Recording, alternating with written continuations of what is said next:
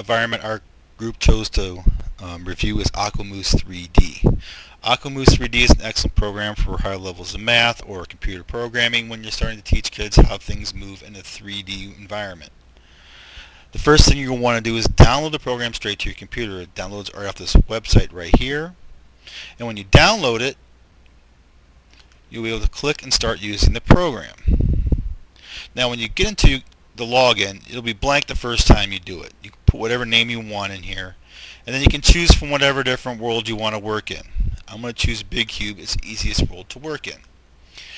The premise is you're a fish in a 3D world, and being a fish in a 3D world, you can move in 3D movements, swimming along in the water.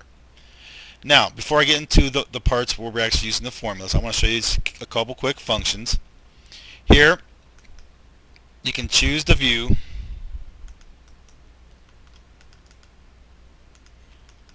And for some reason, it's not working.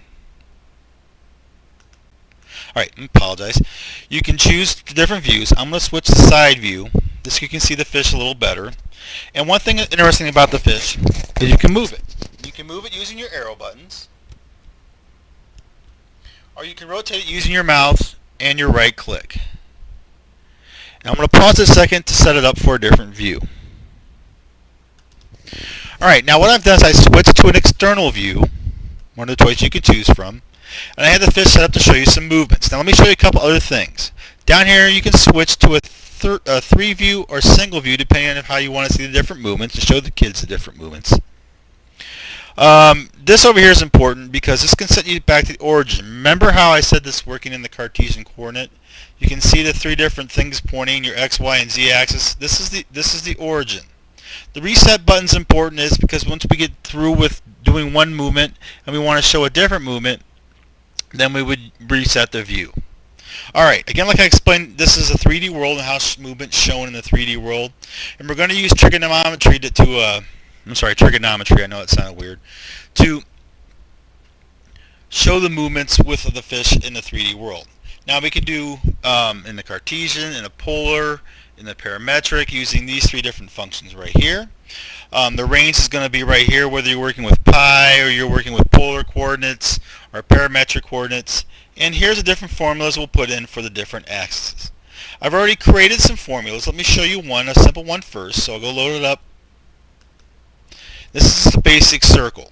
Now what I would do is I'd sit on my range, I'd set on my trigonometric equations, and then I would click this button. Now I used to say move, but now it says new trial. So watch what happens when I say new trial.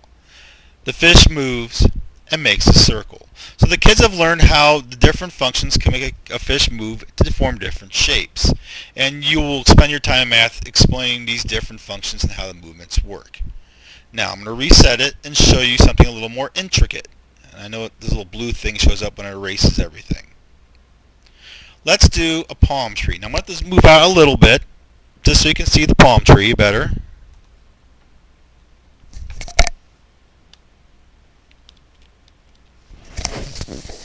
And there he goes, drawing his fish. And I'm going to zoom out a little bit. And you see that with the different, I got a little more intricate. I worked in the spherical. I did a different range. I worked the formulas. Now I would spend time teaching these formulas and making these kids understand what these formulas do. And then they would express this and see how the different equations have made the fish move. In this case, because of the way that the waves are made, he made what resembles a palm tree. Let me do one more real quick one. It's a little more intricate.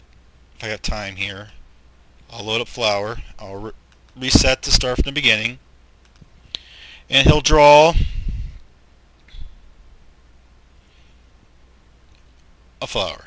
Now realistically, again, you're working as spherical, you're teaching polar and parametric coordinates, you're teaching ranges, and you're teaching how different formulas make the object move along the different axes in the way that they do. And so kids get an understanding in 3D graphing or 3D mapping in a programming environment. Again, this is good for those high levels. And again, the kids can explore this at this point and learn how the different functions affect the graphing. It's pretty good.